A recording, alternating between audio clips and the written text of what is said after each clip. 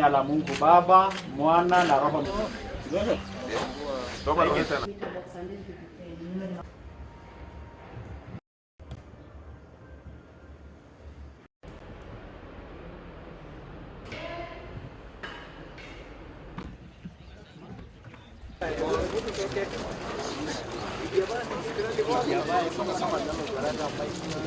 heshima yenu kubwa. Na Mungu akikaa katika ufalme. Ndio tunasema Mungu na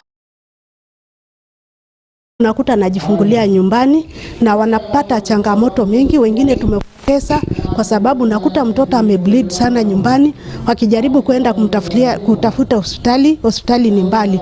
Lakini leo hii tunashukuru Mungu sana kwa sababu tumepata hospitali kubwa ambayo iko na vifaa mingi, kuna theater na tuko na madaktari wetu ambao wamejitolea vizuri sana.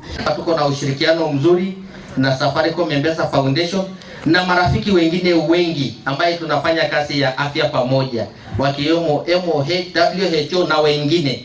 Kwa hiyo ushirikiano huu wanaenda kukava kaunti yetu kwa kuimarisha masuala ya afya ya mama na mtoto. This is a new dawn in your lives, a new chapter in your lives where women and our children do not lose lives as a result of childbirth.